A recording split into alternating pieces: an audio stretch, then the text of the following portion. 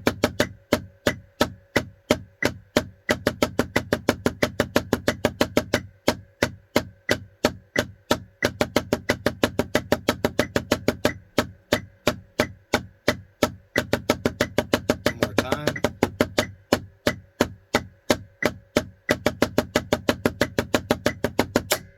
Good. Okay.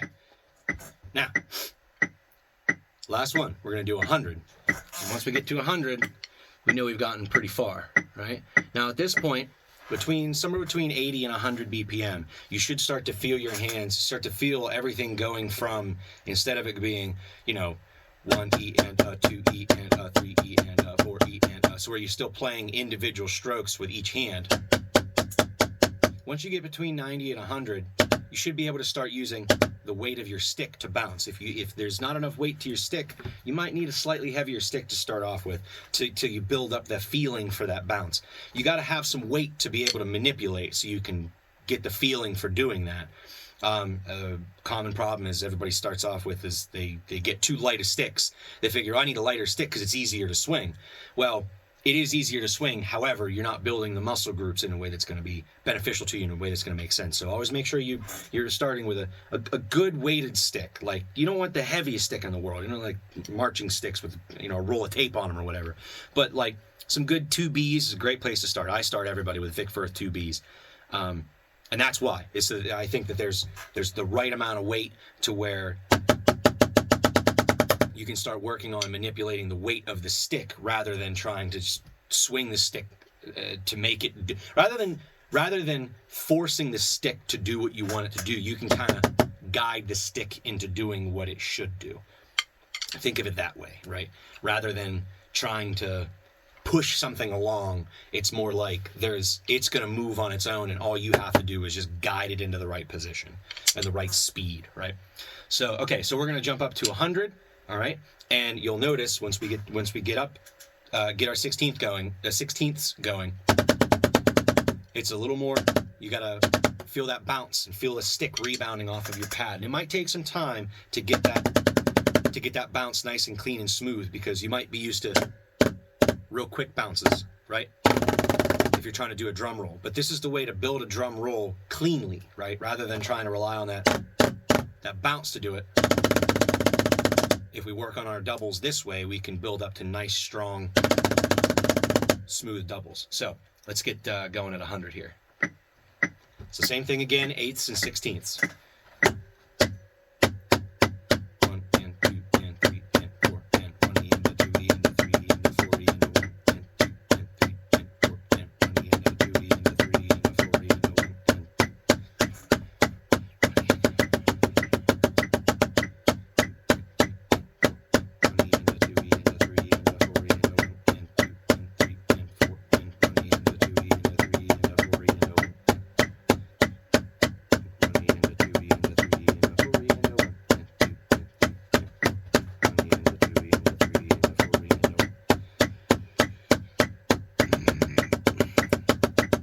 For good measure. Okay, awesome. Bonus round. We're going to jump up to 120. We'll go to 125. Let's go for broke. Same thing. 8ths and 16ths. Singles into doubles. 1 and 2 and 3 and 4 and 20 and a 3 and a 3 and a 40 and a 1 and 2 and 3 and 4 and 20 and a 2 and a 3 and a 40 and a 1 and 2 and 3.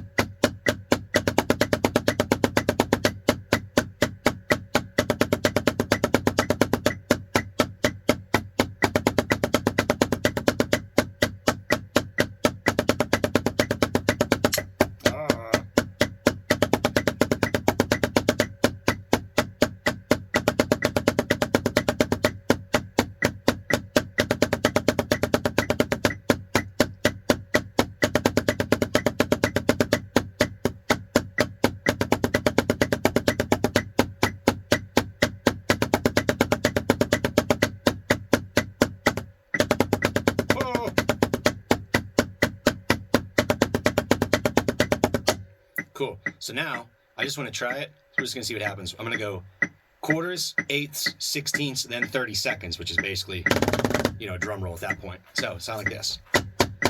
1, 2, 3, 4. 1 and 2 and 3 and 4 and 20 and a 2 and a 3 and a 40 and a... Yeah, that wasn't too bad.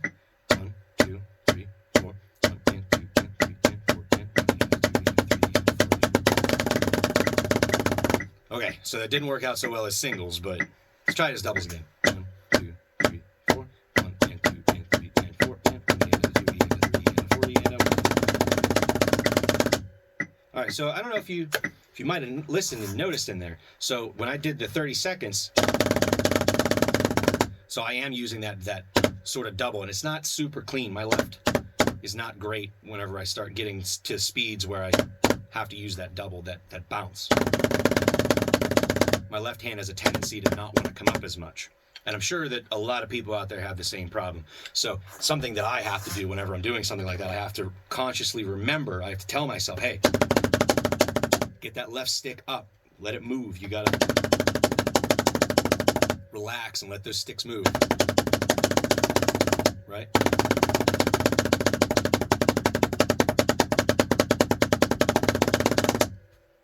Okay, so that's your exercise. Run it back. Keep running it. Keep doing it. Learn it, love it, live it. All right.